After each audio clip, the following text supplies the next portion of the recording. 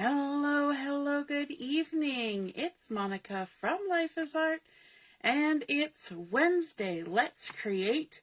We are going to be making a Matchbox card today, and something we haven't tried before, but they're lots of fun. So I hope you're ready for that. We're going to be creating using the Wildflower birthday collection and also the Friends for Life stamp set for our sentiments. And this is a really nice one for sentiments, so you've seen me use it quite a few times. All right, so let's get going on this card. We are going to be starting off using some coordinating cardstock for the Wildflower birthday collection. And we're going to start out with 2 pieces of Pretty in Pink cardstock. And these have been cut to 3.5 by 9 3/4. And then the second piece is 4.25 by 2.5. If you're joining me live, just say hello or howdy so I know you're here. If you're watching later on replay, you can just drop a comment. I see Laura is here. Good evening, good evening. And Joanne is here as well. So we're going to start off with our 3.5 by 9 3/4 piece of Pretty in Pink. And we're going to do some scoring. So I'm just going to move my cutting blade out of the way. And we want to score along the 9 3/4 side. I'm just going to put that arm out there, even though I don't really need it, but we'll use it anyway. And so we're going to score at 5.25. So we're just going to pull that scoring blade down. I guess it's not a blade, it's just a scoring tool. So we've scored at 5.25 along that 9 3/4 side. And then that second piece of the 4.25 by 2.5 Pretty in Pink, we're going to score it along the 2.5 side at 1.25. So we're just going to line that up there at 1.25, make sure it's nice and straight, and then we'll give it a nice little score as well. Alrighty. Now, there's another piece that we need to create this card, and that's a piece of basic white cardstock, and this has been cut a little bit different in size. So this is 3.25 by 9.25, and I will be posting all the measurements when I post the photos. Hey Deborah, good evening. So 3.25 by 9.25, and we're going to score along the 9.25 side at 5 inches. We're just going to line it up there and give it a score. And this one we need to do a little bit extra, okay? So we have scored it there, and we're going to fold it with that bump side to the inside and make sure everything lines up nice and neat. And then we can even crease that down with our bone folder. And along this scored edge, we're going to cut a couple little slits. And so we're going to cut the first one at 1 3/8. So we're going to line ourselves up here at 1 3/8. And 3/8 is halfway between 1.25 and 1.5. So 1 3/8. And we're going to be cutting, so let's bring our blade back in. We're going to cut from the folded edge down 3/4 inch. So we can use our little ruler here on our cutting guide, and we can come down 3/4 inch.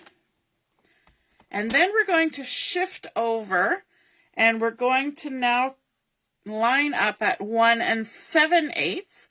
And 7/8 is halfway between 1 3/4 and 2 inch. So 1 7/8, and we're going to start at the folded edge again, and we're going to come down 3/4 inch, just like that. So now we've got a little 1/2 inch tab in the center. Now with that tab, we're going to do some scoring. And so we're going to line this up here And let me just make sure I've got it in the right spot. Yes. So you'll notice that there's a bigger side and a smaller side to this piece of cardstock. So starting with the smaller side over here, we're going to line up at 3.5. So 3.5 inches. And we're going to move our cutting blade out of the way. And what we're going to do is we're just going to put a score line between those two slits. Okay, so we're lined up at 3.5, and we're just going to score between those two slits. Just like that. And then we're going to shift, and we're going to go to 5 inches, and we're going to do the same thing. We're just going to score between those two slits. Just like that. Alrighty, now we can get our trimmer and scorer out of the way. And on this one, so we've already folded it this way, but this little part that we've created here now needs to get pushed up the opposite way. So if I hold it up on the side here, you can see everything's bent like this, like a duck mouth. But this little tab in the center, we're going to push it forward. So we're going to reverse that score in this center bit here, and then we're going to create those creases on those score lines there. And it will fold forward. I hope you can see that in the camera. It's folding forward, just like that. And we can even crease that down to make sure all of those score lines are nice and good. And there we go. We've got our nice little score lines going there. Okay, now we're going to bring in our other cardstock. So we have our Pretty in Pink that we scored along here. We're going to fold it with the bump side to the inside. You'll notice that it's not scored right in the center. There's a long side and a short side. And then we also have this smaller piece that we've scored down the length. We're going to fold that with the bump side to the inside. There we go. Now we've got all of our component parts now. Okay, so we've got our outside of our card, our inside of our card, and a little bit of a tab that's going to work into the whole scenario here. Now what we want to do is we want to add some adhesive onto the back side of this piece of white. And perhaps before we do that, we could go ahead and do a little bit of stamping while everything's still flat. So from that stamp set that I showed you earlier, the Friends for Life, I'm going to use the Happy Birthday sentiment from that. And I'm going to use some Blueberry Bushel ink. I've got my sentiment on my block here. Going to ink that up. And I'm just going to kind of center it in the smaller half of my card. This is the bottom side. The larger side is going to be at the top, the smaller side at the bottom. So just stamp that up there. And then we can go ahead and start assembling. So we want to add some adhesive onto the back of this pretty much everywhere that we want it, except for in this little tab that we want to stick out. We're going to create a little pop-up in the center of our card, because just like we had at Stash Dash last night, it's fun to have a surprise inside our card. And so this is a fun way to make a little pop-up surprise inside. Hey, Carol, you got ready and then forgot the time. That's okay. It happens. It's just bad if I get ready and then forget the time, right? that could be a problem. All right, let's add a couple more bits here. Now remember, I'm avoiding that little pop-out part in the center, but I do want to make sure everything kind of stays stuck down. And so we'll just add lots of adhesive on there. Hey, Mom, nice to see you're watching. And then let's bring in our Take Your Pick tool to remove some of these backings here. Somebody asked me recently why I use this, and it's because if I'm removing the backing, and I'm picking it up and, you know, digging at it with my fingernail, I have a tendency to bend the paper, and then you kind of get a dog-eared bit of your paper. And so by keeping it flat and just lifting it with that, I avoid that. And if we can avoid dog-earing our paper, that would be a good thing. Okay, so now we have our long side and our short side, and we've got our long side and our short side. We're going to close this, and I'm going to actually stick the long side down first, just because it's longer. So I've got my two long sides lined up. I am going to turn it, though, just to make my life easier. And I want to center this, if I can, on my card. And I also want to be mindful that I want this to be able to close. So once I've got it so that it's just a little bit to the right of that center line, I can set it down, and then I'm just going to close my card and then open it back up. And everything is stuck down where I want it, and my little pop-up is still free-floating, not adhered anywhere. Easy peasy. So you can do this to any card that you're making. It doesn't have to be this kind of card. It can be any kind of card. Put a little insert with a little tab like that, or even just add a little strip of paper to make a tab like that, and that immediately creates a pop-up, which is super simple and easy. And yeah. Hey Lynn, Matchbook cards. You're intrigued. Awesome. Carol's reading. Hey Barbie, good evening. Okay, so now that we've got that done, I'm just looking at my thing to make sure I'm kind of going the right way. We're going to need to add our little flap here at the top. So this piece is actually going to sandwich that top of our card. This is going to become that end of, you know, the matchbook where you tuck something under. And so to do that, we're going to open this up, and we're going to add adhesive all along one side here. And I'm going to put a few strips of adhesive,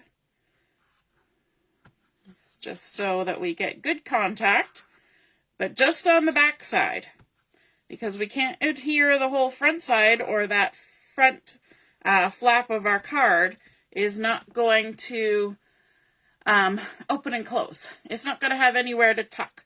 So we're going to create kind of a little pocket along with sandwiching the top of our card. I know that might sound a little confusing, but it'll make sense as we go along. So we've gone and we've stuck adhesive onto this inside part. And what we're going to do is we're going to take the top of our card, and I like to use my my mat to help me with this. I'm going to line everything up along the lines, because that just makes life easier. Then if you kind of line this up, you'll notice that you've got an inch, sorry, not an inch, 3/8 of an inch on either side. So what we can do is we can come up here to the fold, make sure that it can still move freely, and we want to line our card up in the center, and that will give us about 3/8 of an inch of clearance on either side. And then we can stick our thing down. Although, you know me, we're just going to peel that little bit up on either side, because there's only little bits of adhesive there. So we can do that. Before we squish it down all the way, we're going to come in with some liquid glue. And we're going to put just a little bit of liquid glue. Just, whoops, that was a little more than a little. Just on those ends. Just a little tiny bit. Not so much that it smooshes out like that. Let's pick some of that back up and get rid of that. But that little bit of liquid glue will make sure that this tab is going to stay stuck down. But you'll notice there is no adhesive going across this center part, because that's where we're creating our little pocket to tuck our little matchbook cover inside. Fun, right? And so let's add some decorative elements to this. On the top here, I want to add a strip of designer series paper from the Wildflower birthday collection, and it's this lovely one that's got the gold scallops on it, which is super pretty. So let's add some adhesive This is 4 inches by 1 inch. And you can do just about anything you want to dress these up. So this is just the way I'm going to make mine look pretty. Hopefully look pretty. And we're just going to go ahead and center that. Like so. And then on the front of our card, we're going to add a piece of the Designer Series paper that's got these pretty florals on it and those lovely gold leaves and dots. So shiny, so pretty. And this has been cut to 3 1/4 by 4 1/4. Stick some adhesive on this. And I'm actually going to do something I don't normally do. And I'm going to go around like this because this piece is going to get manhandled a little bit because it's got to tuck in and be pulled out of that little flap at the top. And so we're going to make sure it's glued down nice to the cardstock so that it doesn't lift or bulge or do any of those kinds of things. And then you just decide which way you want it to go and then center it on the front of the card like that. Now to add a little bit of extra on here, we are going to add a piece of blueberry Bushel cardstock, blueberry Bushel, and we're going to do some heat embossing on here because heat embossing is a lot of fun. So let me grab a piece of scratch paper, and we're going to use a sentiment again from the Friends for Life. We're going to use Best Wishes because it's her birthday card, so we're going to do Best Wishes. Why is that a tongue twister today? So I've got those loaded up on my blocks. I've got some Versamark ink here, and I have the metallic gold rich regular embossing powder. Whew, that's a lot. It's gold embossing powder. That's what it is. I'm going to get it ready and open.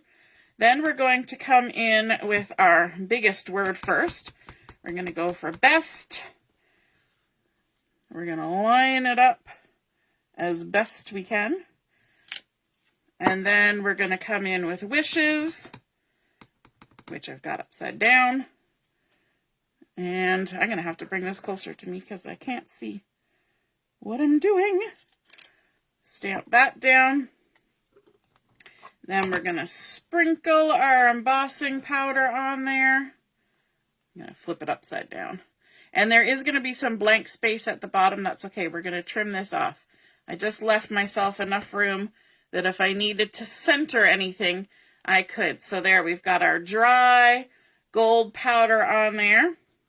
Then we'll use our scratch paper just to funnel that back in. Like so. Put the lid back on so we have no accidents. And let's pick up our cardstock, and then we're going to watch the fun happen.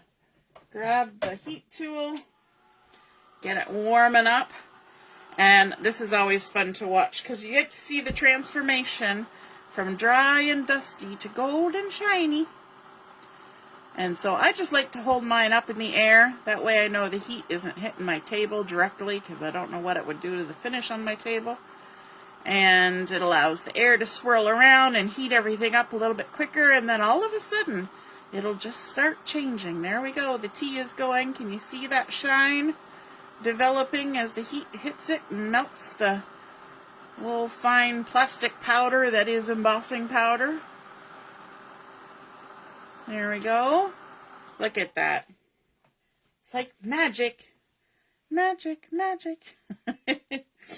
All right, and then we can trim this down, and yes, you could use a paper trimmer, but you know what? That's just more work than we need to do, so we're just going to grab our scissors, and we're going to trim our bottom off. Now, I did use a little bit of an anti-static powder on this, so I'm going to quickly give it a brush off on my pants. So, such a fancy crafting tool, your jeans. It comes in handy. And then we're going to just add this to the front of our card. A little bit of adhesive. that. And that blueberry bushel is going to pick up on those lovely little flowers and leaves in the pattern paper. We can center that now. Actually, you know what I want to do? I want to close this, and then I'm going to center it so that I know it's centered even when it's closed. How's that for fancy? Like so. And because we've got all that lovely gold, we don't need a whole lot on there, but we will add something extra in just a minute. But on the inside, I want to add a couple things. There are some die cuts in the Wildflower birthday collection, and we've got this lovely gold flag banner, and then we've got our fun little piece of cake with a candle on top, very festive. And so what I want to do is, let me just grab my scissors. I'm going to need to make this a little bit shorter because our banner doesn't need to be quite that long. I'm going to just trim one of the little banners off and trim the end just a little bit. And then that should hopefully fit across here on the inside of our card. Look at that. Lovely. Just right. And we're going to make our best attempt here to add some glue without flooding it, just along the string. Well, we tried. We tried. Attempts were made. I'm going to take a little bit of it off because I know it will goober. And we've got gold foil. And when adhesive goobers on gold foil, it's just a thing. You don't really want adhesive goobering on gold foil. Any kind of foil, really. There we go. Just stick that down. Loving it. And then our little piece of cake is actually going to get attached to this. So I'm just going to kind of take a look and see where it's going to sit. So I don't need to put adhesive right to the bottom of that tab. If I had something with a flat bottom, then I would. But this one has that little bit of floral sticking out, and so it doesn't need to go all the way down. Just maybe 1/2 inch of the 3/4. And then it's always easiest to have it standing up when you're trying to adhere it. That way, you know that it's not going to be awkward. And then you can squish it down, and look at that. We've now got a fun pop-up element, and all we had to do was make that little box that pops out, just like that. And we made sure we didn't have adhesive sticking out, just double checking, because you know, you don't want any mishaps. And then let's tuck this in, and we're going to add one last little element on here, and that's going to be a fun little gold bow using some of this gold ribbon. Just going to tuck it in behind there like this and give myself a little bit extra to work with. Now, one trick that I like, and was shared by my friend Allison, who's a smart cookie if I do say so myself, she found out a way to help you tie bows. Because you know when you're like tying a bow on a present and you're like, here, put your finger here. Well, you don't always have somebody in your craft room to stick their finger on your bow knot. And so we're going to make our first little part of the knot like this. And then if you have one of these handy dandy tweezers that stay closed when you're not holding it, you can just slide that right onto your knot, and look at that. It holds it for you. Allison is so smart. And I really like this tip. It's come in very handy. And then we can just go ahead and tie ourselves a pretty little bow. Just make a couple loops, wrap them around. And what I do with bows, because you know, you kind of want it to end with the bow bits pointing down, right? The tails. So I kind of let it go too early. I like to make my loops, and then if I can get a hold of it. My hand does not want to cooperate. Okay, we're going to use 2 hands to make 1 loop. This is why we need those tweezers, right? Not enough hands. I like to make my loops, and I've done a very poor job of it. Get them kind of partway pulled, and then I kind of fuss with them a little bit. And if you allow them to kind of just get those tails the direction you want to go, like you can manipulate them a little bit. And then you can go ahead and pull your bow a little bit tighter and do some adjustments. We can take our tweezers out now.